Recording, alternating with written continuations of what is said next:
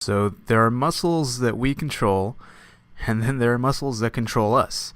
So in this video, we're going to be talking about voluntary versus involuntary muscle control. And then I'll talk about the autonomic versus the somatic nervous systems, and we'll jump into a few of the subunits of those systems as well.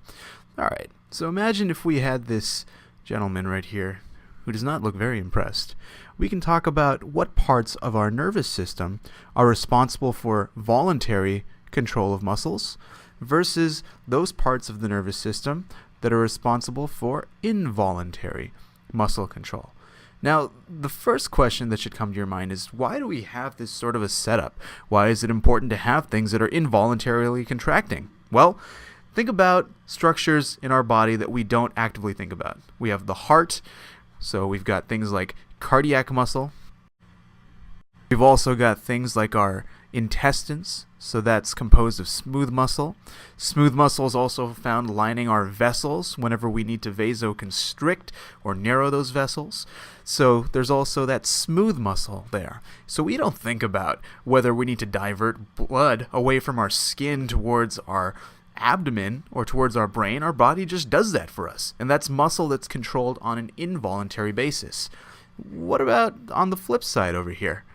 For voluntary control, which of the three types of muscle do you think is under voluntary control?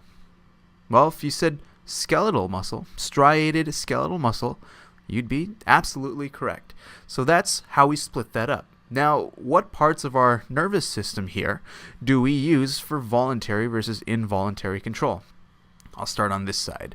So what we have drawn here, and this person who's not very impressed, is the brain as it goes down into the spinal cord. This general area is referred to as the cortex, the cerebral cortex. And that's part of voluntary control of muscle.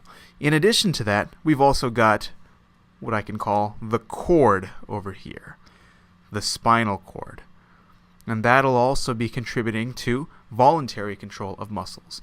And the way I like to remember this is that if it's something that's controlled by me, if I am the one that controls the muscle function, then I'm going to use either my cortex, which also happens to start with a C, or my cord, which happens to start with a C.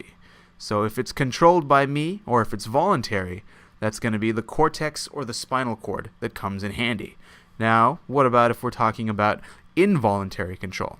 This part that I'm going to draw sort of briefly, that sits kind of back here behind the spinal cord and then kind of goes in there, that guy is called the brainstem.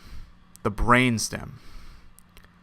And so the brainstem is responsible for things like if we should have more blood go to our abdomen instead of our skin. So if we should dilate smooth muscle in our arterioles, or if our heart should beat faster, the brainstem will regulate that through parasympathetic or sympathetic mechanisms we'll talk about in a minute. In addition to the brainstem, there's a structure that's found down here that contributes to involuntary control. But it's not in the spinal cord. It's actually beside the spinal cord, and it's lined like a chain. So I'll draw it like this, with these sort of cell bodies, this neuronal tissue with cell bodies that sit outside of our central nervous system in a chain. And so this is called sympathetic ganglia.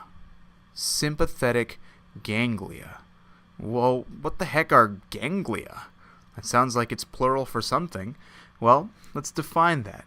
Sympathetic ganglia, or just a ganglion, if we're going to use it in a singular term, a ganglion is just a cell body or a soma of a neuron that sits outside the brain and spinal cord. I'll just write brain right here, outside the brain and spinal cord. And most of these ganglia sit beside the spinal cord. So that's an important point. The sympathetic ganglia that sit beside the spinal cord.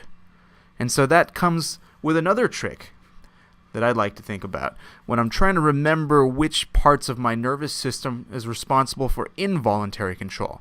This is stuff that's going on that's beyond me. It's beyond my control. And so if it's beyond me, I'm going to have to use either the brainstem or neuronal tissue that sits beside the spinal cord in order to be able to cause involuntary contraction of muscle. So great. That's voluntary versus involuntary control.